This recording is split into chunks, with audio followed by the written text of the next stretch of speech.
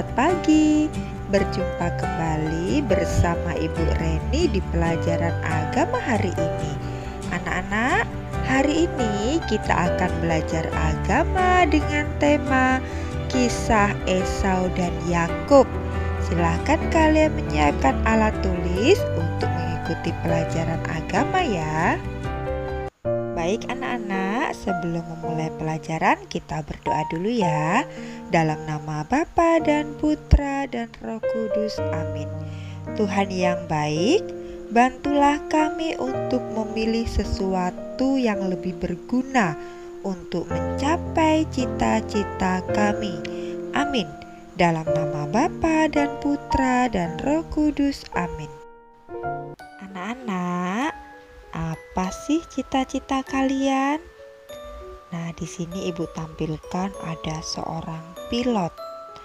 Lalu ada juga seorang guru. Berikutnya ada tentara. Siapa yang mau menjadi tentara? Lalu ada juga seorang polisi. Nah, berikutnya di sini ada seorang dokter, juga ada seorang perawat. Nah, sekarang apa cita-cita kalian? Nah, anak-anak, setiap orang itu pasti mempunyai cita-cita. Seperti kalian juga pasti memiliki cita-cita dari sekarang. Nah, cita-cita hanya bisa dicapai bila kita mau berusaha, kita mau bekerja keras, dan pastinya tak lupa harus berdoa kepada Tuhan. Anak-anak, sekarang mari kita melihat kisah Esau dan Yakub dalam cerita berikut ini. Silahkan disimak.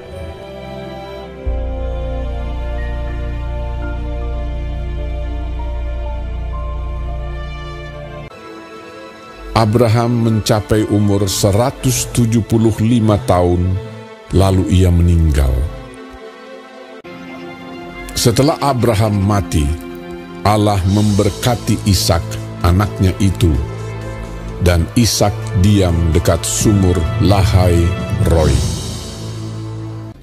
Dan Ishak berumur 40 tahun ketika Ribka, anak Betuel, saudara perempuan Laban orang Aram itu, diambilnya menjadi istrinya.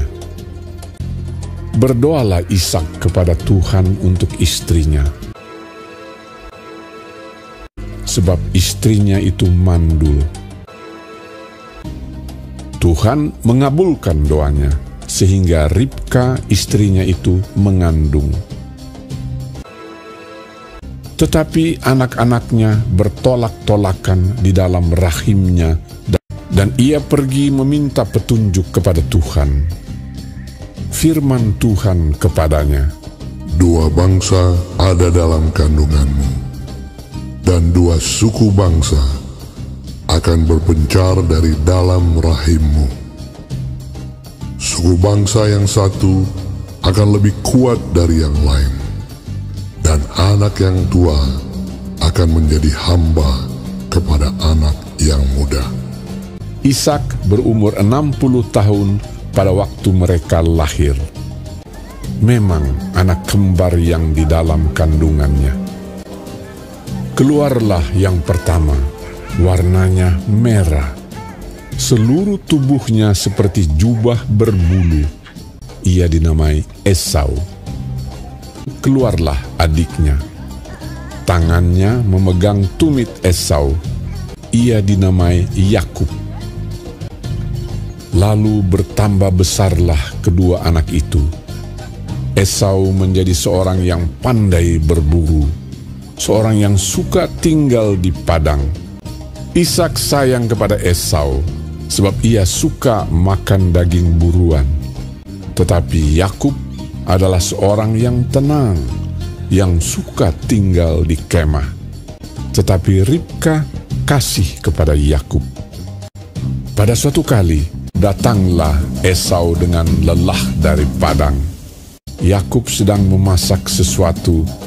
Kata Esau kepada Yakub, "Berikanlah kiranya aku menghirup sedikit dari yang merah-merah itu, karena aku lelah." Tetapi kata Yakub, Jualah dahulu kepadaku hak kesulunganmu. Bersumpahlah dahulu kepadaku. maka bersumpahlah ia kepada Yakub dan dijualnyalah hak kesulungannya kepadanya. "Sebentar lagi aku akan mati. Apakah gunanya bagiku hak kesulungan itu?" Lalu Yakub memberikan roti dan masakan kacang merah itu kepada Esau. Ia makan dan minum, lalu berdiri dan pergi. Demikianlah Esau memandang ringan hak kesulungan itu. Baik anak-anak, kalian sudah menyimak kisah tentang Esau dan Yakub. Nah, Ishak dan Ribka itu mempunyai dua orang anak, yaitu Esau dan Yakub. Esau dan Yakub memang memiliki perbedaan. Kulitnya Esau seperti jubah yang berbulu. Esau juga lebih senang berburu dan tinggal di padang. Sedangkan Yakub yang tenang, dia lebih suka tinggal di rumah. Anak-anak, Esau telah menjual hak kesulungannya kepada Yakub dan menukarkannya dengan sepiring kacang merah. Nah, apa sih hak anak sulung itu? Hak anak sulung artinya menjadi ahli waris orang tua. Jika orang tua meninggal, maka kedudukan orang tua digantikan oleh anak sulung.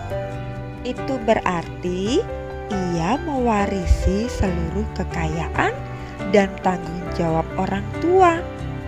Nah, kekayaan itu tidak hanya berupa tanah, ternak, dan harta benda, tetapi melainkan juga warisan berkat dari Tuhan.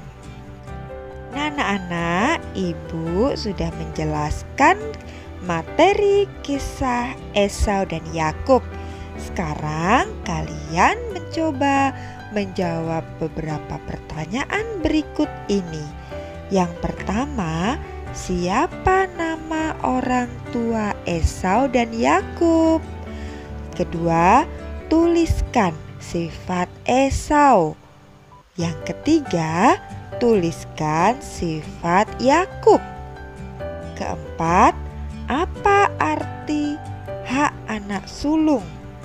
Yang kelima, apa yang kita lakukan untuk mencapai cita-cita kita? Anak-anak, mari kita tutup pelajaran kita pada hari ini dengan berdoa. Dalam nama Bapa dan Putra dan Roh Kudus, amin. Tuhan, berkatilah kami untuk mencapai cita-cita kami. Amin. Dalam nama Bapa dan Putra dan Roh Kudus, amin.